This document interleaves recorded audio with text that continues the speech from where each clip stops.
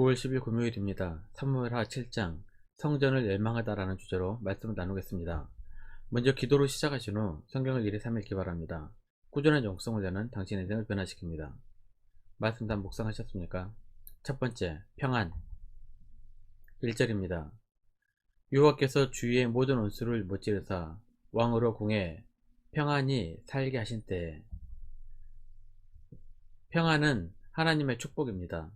하나님의 말씀을 사랑하고 언약궤를 통해 하나님의 임재를 갈망했던 다윗에게 하나님이 이스라엘의 정치적 안정을 선물하셨습니다.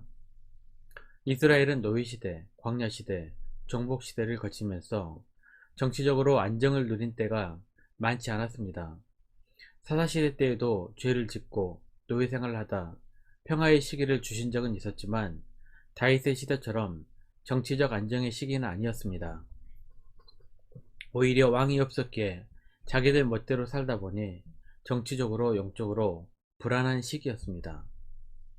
하나님 앞에 바로 서서 말씀 순종하고 하나님의 임재를 사모하여 예배하는 삶을 살 때 어떤 공동체에나 하나님의 평강이 찾아옵니다. 다윗은 온 이스라엘의 왕이 된 후 예루살렘 성을 빼앗고 블레셋과 전쟁에서 승리한 후 언약궤를 예루살렘 성으로 모셔옵니다. 언약궤는 하나님께서 임재하시는 상징물이었습니다. 예루살렘으로 언약궤를 모신다는 것은 하나님께서 이스라엘의 왕이시라는 것을 온 백성들에게 선포하고 가르친 것입니다. 하나님의 임재를 갈망하면서 다윗은 춤추며 찬양하고 예배했습니다. 무지함에서 온 실수도 있었지만 다윗은 다시 말씀으로 무장하여 말씀을 철저히 지키면서 언약궤를 모셨습니다. 지도자는 이렇게 모든 것이 잘 나갈 때 그리고 평화의 시기가 왔을 때 주의하고 깨어 있어야 합니다. 사사시대의 교훈을 통해 알고 있듯이 사사시대에는 7번이나 반복되는 평화의 시기가 왔을 때 모두 나태해지고 교만해져 또다시 죄를 짓게 되고 망하게 됩니다. 그래서 평화의 시기에 평안을 유지하기 위해 더욱 주의하며 깨어 있어야 합니다. 이스라엘의 평안이 찾아왔을 때 다윗은 매우 기감이 되는 모습을 보여줍니다. 2절입니다. 왕이 선지자 나단에게 이르되 볼지어다 나는 백향목 궁에 살거든 하나님의 궤는 휘장 가운데 있도다. 다윗은 평화의 시기에 하나님의 성전을 사모했습니다. 자신은 평안을 누리고 궁궐에 사는데 하나님은 천막에 거하시는 것이 마음에 걸렸던 것입니다. 다윗에게 왕은 하나님이셨습니다. 왕이신 하나님께서 자신보다 좋은 곳에 계셔야 한다는 생각을 한 것입니다. 다윗의 마음은 진심이었고 우리도 가져야 할 모습입니다. 두 번째, 성전. 6절입니다. 내가 이스라엘 자손을 애굽에서 인도하여 내던 날부터 오늘까지 집에 살지 아니하고 장막과 성막 안에 다녔나니. 출애굽 시대 시내산에서 하나님께서 임재하실 성막을 만들게 하셨습니다. 성막은 이동이 가능했기에 이스라엘 백성들이 40년 동안 광야 생활하면서 옮길 수가 있었습니다. 가나안 정복시대 이후 사사시대 그리고 왕국시대 초기까지 이스라엘은 더 이상 이동하지 않았지만 아무도 성전을 짓겠다고 생각했던 사람은 없었습니다. 7절입니다. 이스라엘 자손과 더불어 다니는 모든 곳에서 내가 내 백성 이스라엘을 먹이라고 명령한 이스라엘 어느 지파들 가운데 하나에게 내가 말하기를 너희가 어찌하여 나를 위하여 백향목 집을 건축하지 아니하였느냐고 말하였느냐. 다윗은 아무도 생각하지 못했던 예루살렘 성전을 생각해냅니다. 진심으로 하나님의 거하실 처소를 짓고 싶었습니다. 다윗은 성전을 향한 강한 열망이 있었습니다. 시편 69편 9절입니다. 주의 집을 위하는 열성이 나를 삼키고 주를 비방하는 비방이 내게 미쳤나이다. 하지만 하나님은 다윗이 성전 건축하는 것을 거절하셨습니다. 큰 전쟁 때문에 피를 많이 흘렸기 때문이었습니다. 역대상 22장 8절입니다. 여호와의 말씀이 내게 임하여 이르시되 너는 피를 심히 많이 흘렸고 크게 전쟁하였느니라. 내가 내 앞에서 땅에 피를 많이 흘렸은즉 내 이름을 위하여 성전을 건축하지 못하리라. 물론 표면적인 이유는 피를 흘렸기 때문이지만 하나님께서는 성전에 갇혀 있는 분이 아니시기 때문입니다.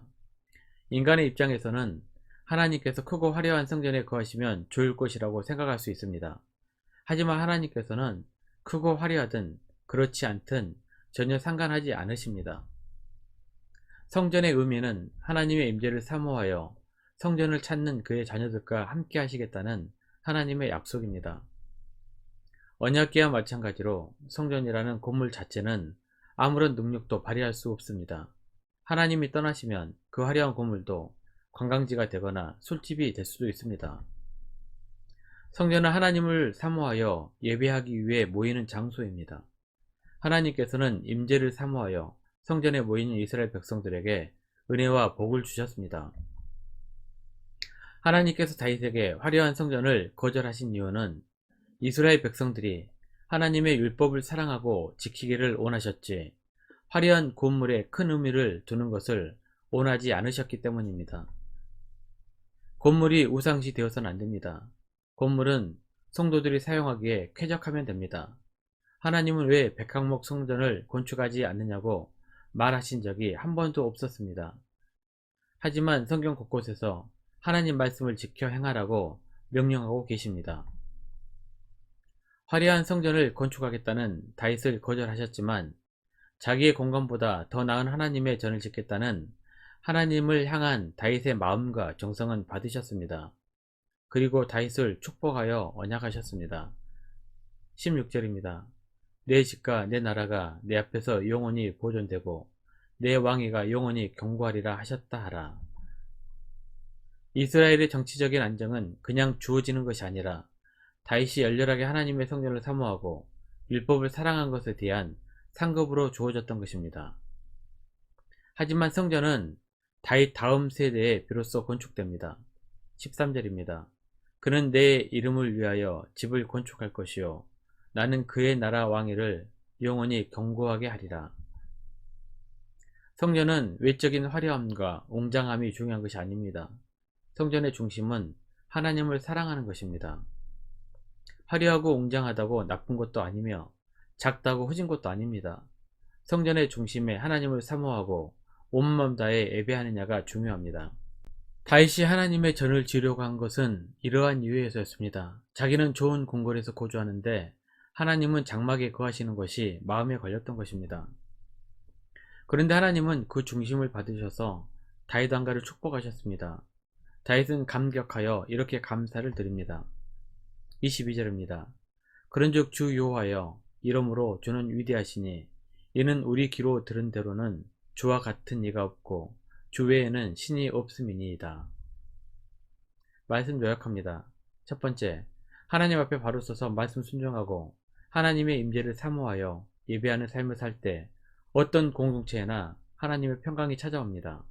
두 번째, 성전은 외적인 화려함과 웅장함이 중요한 것이 아닙니다. 성전의 중심은 하나님을 사랑하는 것입니다. 1년 성경 일독 주간 계획입니다. 오늘은 금요일 에스겔 27장부터 31장까지 말씀을 묵상하십시오. 토요일 주일도 1년 성경 일독 주간 계획에 따라 말씀을 묵상하시기 바랍니다. 9월 중보기도 제목입니다. 5가지 기도부 제목을 놓고 기도하시고 교회와 개인의 기도의 시간을 충분히 가지시기 바랍니다. 가정에서 기도하시기 힘드신 분들은 교회 나오셔서 주중 기도의 시간을 이용하시면 됩니다. 새벽 6시부터 밤 10시까지입니다. 하루 30분씩 최선을 다하시기 바랍니다. 그러면 여러분의 삶이 변화될 것입니다. 영상을 다 보신 분들은 확인 문자를 보내시거나 유튜브에 댓글로 달아주시면 정기적인 영성 훈련에 도움이 될 것입니다. 오늘 하루도 승리하시기를 기도합니다.